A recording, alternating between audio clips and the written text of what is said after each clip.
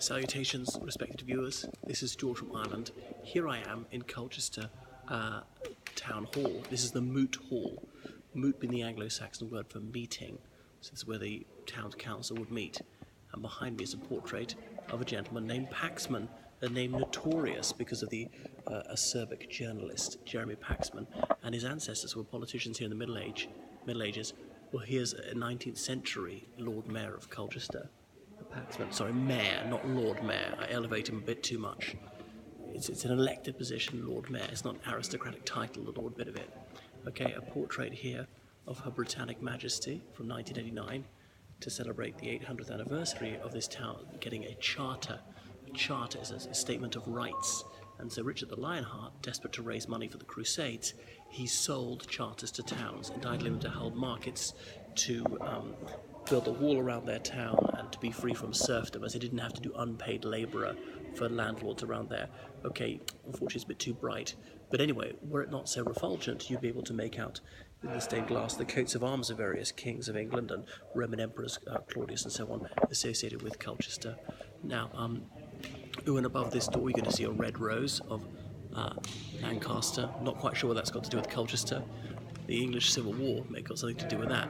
Anyway, it's a fine example of Victorian civic pride, this place.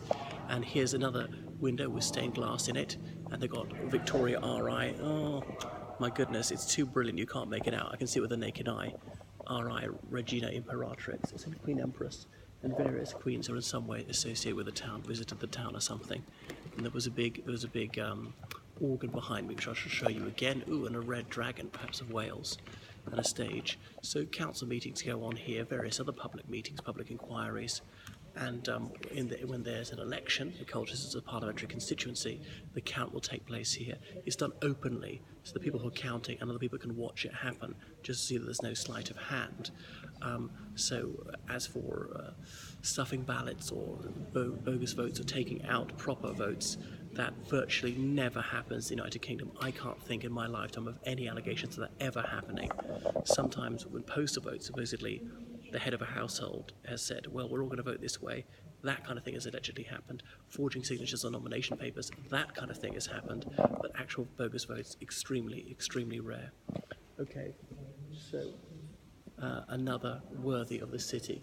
So that is Colchester Town Hall, and it's got so many features to appreciate. Ooh, if you even look at the ceiling, all the stencil work. And then these little columns, and this one here has got the coat of arms of Oxford University. Not quite sure why. Well, it would take an age to appreciate all the heraldry. And then behind me there's that gallery up there. So the public are allowed to watch the deliberations of the town council. People can hire these things. If it's for a public meeting, then anybody's allowed to come in. You can hire it for a private meeting, which is more expensive, and only the people you want are allowed to come in here. Wedding parties and so on. So Colchester Town Hall, all these Protestant martyrs.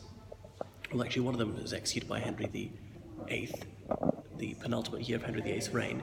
But Henry VIII did execute some extreme Protestants because, of course, Henry, of that name VIII, set up the Church of England, who was Anglican. He never used the words Protestant or Protestantism in relation to the Church of England. Those words only entered the English language about the 1630s. But anyway, some very hardcore Protestants outside the Church of England were executed by various Anglican monarchs. Most of these guys are Protestants executed by Catholic monarchs, particularly Mary Tudor, known as Bloody Mary by her enemies. More stained glasses were going down, and an image of Edward, of that name, the Seventh, the corpulent voluptuary, as he was known, king from 1901 to 1910. A blue coat boy for blue coat schools. There are blue coat schools all over the place, Reading, Liverpool. Didn't know there was one here, I don't think there still is. That's almost enough from Colchester Town Hall. It's got a very fine front onto the high street, and images of various prominent people from around here, Norman lords and so on, and photos of all the mayors of Colchester in their full regalia. So the mayor's parlour, where he would get dressed, or she, mayoress you can say, but even if the mayor is a woman, they tend to say mayor rather than feminise it to mayoress. This will give you a bit more of an idea. Way back in the 1950s, this town had a woman as mayor for the first time, 1958, if memory serves.